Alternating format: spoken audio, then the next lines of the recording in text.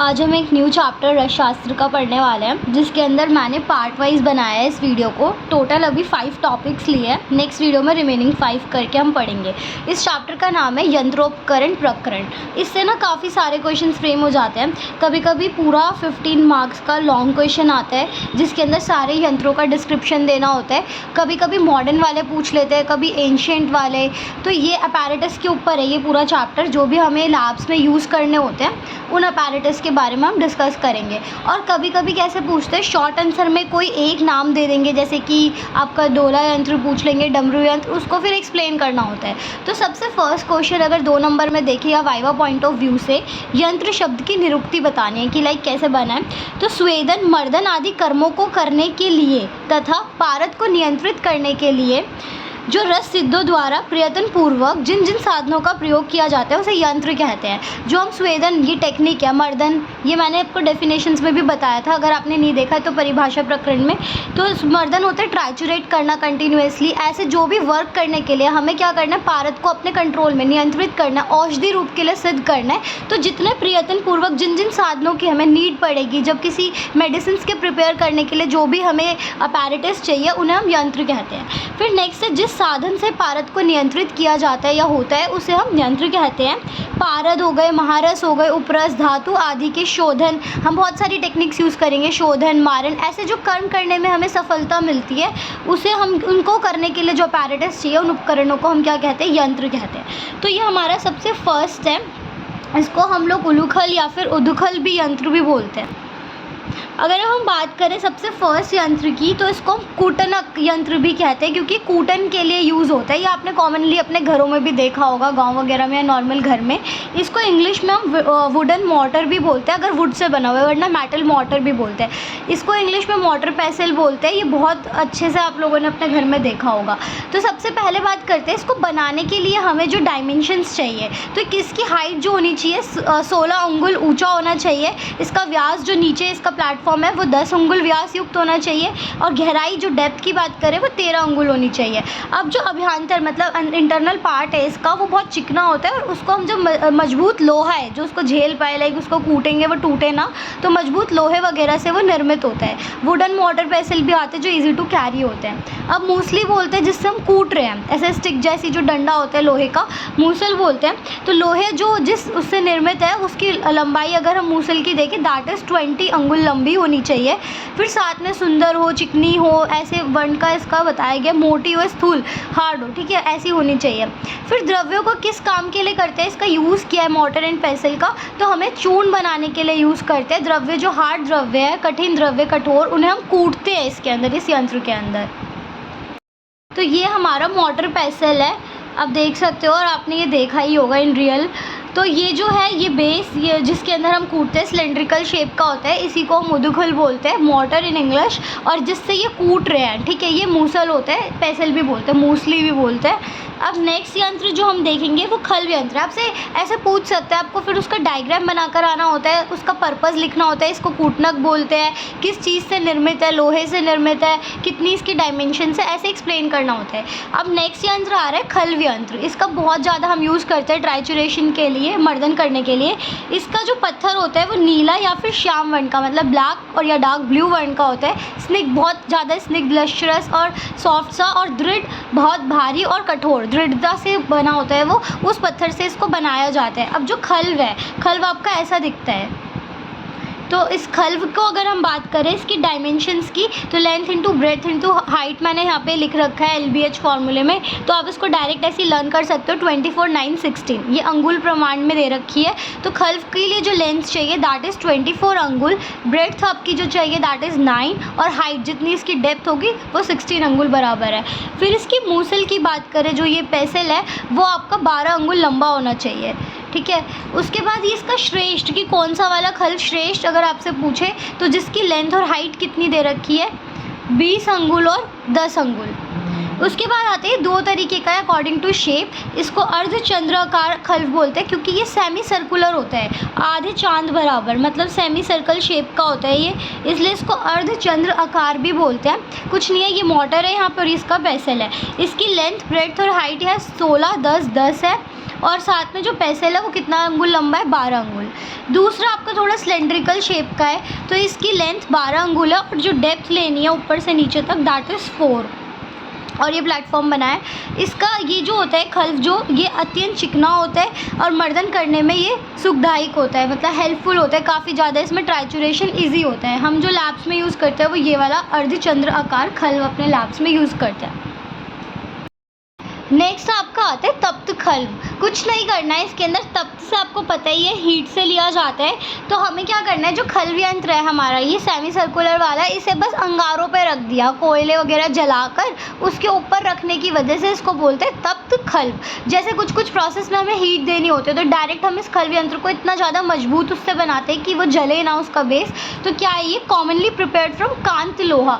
This is important कि कौन से लोहे से हम इसे प्रिपेयर करते हैं। कांत लोहे से इसको प्रिपेयर किया जाता है। And during rubbing and grinding, जब हम रब कर रहे हैं इस प्रोसेस में ट्राइचुरेशन के, ग्राइंड कर रहे हैं किसी चीज़ को, तो समटाइम्स हीटिंग इज़ रिक्वायर्ड। तो हमें उस टाइम पे कभी कभी हीट देनी पड़ती है, तब इसका यूज़ होता है तप्त खल्व का।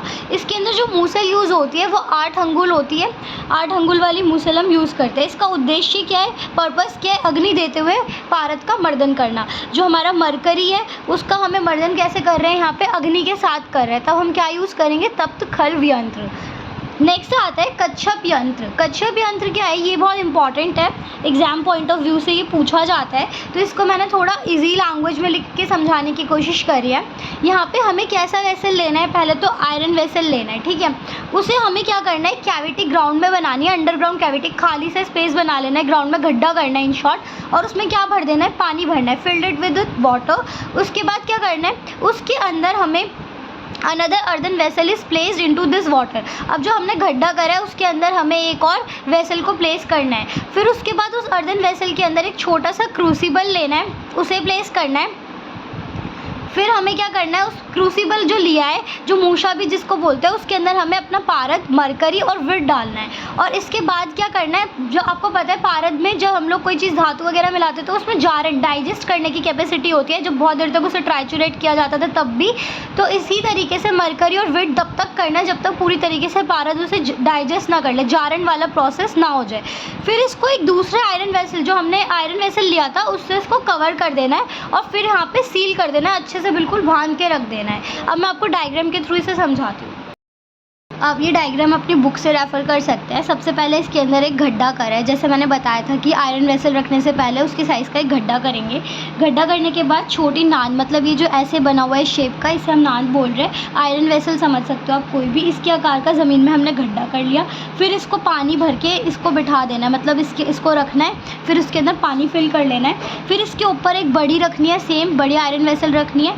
उसके अंदर हमने क्रूसिबल रखा है, ये कटोरी प्याला क्रूसिबल समझ लो, इसमें मरकरी और विट डालना है। फिर क्या करना है, आपको अच्छे से इसके ऊपर कवर करने के लिए एक और रखकर उससे संधि बंधन कर देंगे। 7 बार कपड़ मिट्टी बिल्कुल करके इसे सुखा लेते हैं। फिर इसके ऊपर कोयले रख के उसको अग्नि देते हैं बिल्कुल हीट करने के लिए। जो विट से पारद होता है उसको मूशा में अच्छी तरीके से पहले ढकना है, फिर कटोरी बंद करके संधि बंधन करने के बाद खदीर के कोयले लगाने होते हैं, और ये आपका कच्छप यंत्र तैयार हो गया। स्वेदित एवं मर्दित पारद जो हमारा इसके अंदर जिसका स्वेदन और मर्दन हो रखा है, वो विड के साथ क्या करेगा, उसका जारण हो जाएगा, पूरी तरीके से विड को डाइजेस्ट करेगा। पारद अपने गर्भ, आपको पता है ये जो पारद है वो अपने गर्भ में धातु एवं सत्वों को शीघ्र द्रवित करने वाला होता है। जो भी हम पारद के अंदर जब जारण करने के लिए डालते हैं कोई भी धातु वगैरह, उसकी द्रुति बन जाती है, मतलब वो बिल्कुल द्रवित फॉर्म में आ जाता है, लिक्विड फॉर्म में आ जाता है। एक बार एक्सप्लेन करती हूँ, आप इधर देखो। यहाँ पे मैंने समअप करा है, आप डायग्राम से रिलेट कर सकते हो। छोटी नान के आकार का हमने पहले ज़मीन में गड्ढा करा, फिर उसमें नान रख के उसमें पानी भर दिया है, फिर उसके ऊपर एक दूसरी बड़ी नान, फिर उसके अंदर हमने क्या रखी, कटोरी, जिसके अंदर क्या है, विट सहित पारद है, जिसको अच्छी तरीके से क्या करा था, फिर से ढक दिया था। फिर जो कटोरी एवं नान में क्या करा था, संधि बंधन अच्छे से करा था 7 बार कपड़ मिट्टी करके। ऊपर कोयले किसके, खदीर के, ये मैंने बता दिया। फिर इसी को कच्छप यंत्र बोल रहे हैं। अब स्वेदित एवं मर्दित पारद का विड के साथ क्या करना है, हमें यहाँ पे डाइजेशन हो रहा है, जारण हो रहा है। अब आपको यहाँ पे मैंने बताया जो पारद है अपने गर्भ में धातुओं एवं सत्वों को क्या करते हैं, शीघ्र द्रवित करने वाला होता है। मतलब उसमें जो भी मिलाएंगे कोई भी धातु वो लिक्विड फॉर्म में जल्दी से जल्दी द्रवित रूप में आ जाती है। और जब यहाँ पे हमने अग्नि दिया उसके कारण पारद के गर्भ में सभी सत्व की गर्भ द्रुति मतलब द्रव अवस्था में होना वो होकर वो जारण हो जाता है अच्छे से। ये हमारा था कच्छप यंत्र। अब नेक्स्ट लास्ट वन हम जो देखने वाले हैं आज का वो है पालिका यंत्र। पालिका यंत्र बहुत ईजी है। आपने घर में ऐसे देखा होगा, एक वेसल होती है जिसके आगे कटोरी और पीछे ऐसा डंडा सा होता है जब हम तड़का वगैरह लगाते हैं, सेम वैसा सा ये बनाया हुआ है। हॉरिजॉन्टली इसको ले सकते हैं, वर्टिकली थोड़ा ये लंबा बनाना था। तो ये आपका पालिका यंत्र है क्या, ये राउंड शेप का एक आयरन वेसल जिसके अंदर क्या जुड़ा हुआ है, बेंड वर्टिकल आर्म जुड़ा हुआ है। ये वाला आर्म जो है बेंडेड फॉर्म में नीचे से ऐसे मुड़ा हुआ होगा। होल्ड करने के लिए ये मुड़ा होता है, हैंडल टू होल्ड इट, पकड़ने के लिए। इसी को हमने क्या बोला है, पालिका यंत्र। अब इसको अगर हम समझें तो लोहे का एक गोल प्याला लेना है, कुछ नहीं है, उसके अंदर एक खड़ा हुआ डंडा लगा हुआ होता है, ऊपर का भाग अंकुश की तरह मुड़ा हुआ होता है, छोटा सा हल्का सा अंकुश हुक की तरह मुड़ा हुआ होता है। इसी को हम पालिका यंत्र कहते हैं। आगे आप चैप्टर्स में पढ़ोगे रस परपटी कैसे बनेगी, तो ये परपटी बनाने के लिए यूज़ होता है। बस अभी इतना याद कर लो कि परपटी के फॉर्मेशन के लिए हम पालिका यंत्र यूज़ करते हैं। अग्नि दी, यहाँ से ये कटोरा है, इसका डंडा है, बीच में घर्षक रखा हुआ है और फिर लोहे का ये प्याला है। आई होप आपको ये सारे 5 के 5 यंत्र जो हमने पढ़े हैं, पहला हमने जो सबसे पहले पढ़ा था वो उलूखल यंत्र था। उदुखल यंत्र भी इसको बोलते हैं, कुटनक यंत्र भी बोलते हैं, कूटने के लिए जो यूज़फुल है। फिर हमने पढ़ा इसके अंदर खल्व यंत्र जिसको हमने अर्धचंद्र आकार सेमी सर्कुलर बोला था, और तप्त खल्व यंत्र भी इसी के अंदर पढ़ा था। और जो आपका हमने 2 तरीके के खल्व पढ़े, अर्धचंद्राकार जो सेमी सर्कुलर था और दूसरा कौन सा था, वर्तुल खल्व जो बाल्टी जैसी शेप का था, वो वाला यंत्र पढ़ा, सिलेंड्रिकल। फिर नेक्स्ट हमने पढ़ा तप्त खल्व यंत्र जिसमें कुछ नहीं है, खल्व यंत्र को आँख के ऊपर रख देना है, तप्त खल्व यंत्र। और फिर हमने लास्टली पढ़ा कच्छप यंत्र। कच्छप यंत्र हमारा जिसके अंदर हम लोगों ने कैसे पढ़ा था कि गड्ढा कर देना है, नांद रख देनी है और उसके अंदर हमारा विड और पारद रखना है। फिर लास्ट वन जो हमने पढ़ा वो है पालिका यंत्र, जो एक पाली कटोरी के समान एक डंडा उसके पीछे लगा होता है। आई होप आपको ये वीडियो समझ आई होगी। इसमें हमने 5 यंत्र कवर कर लिया है। नेक्स्ट वीडियो में रिमेनिंग जो यंत्र है उनके बारे में डिस्कशन करेंगे। Thank you for watching this video. Please do like, share, subscribe और कमेंट सेक्शन में आप अपना फेवरेट जो भी आपको पढ़ना हो बता सकते हो। Thank you so much.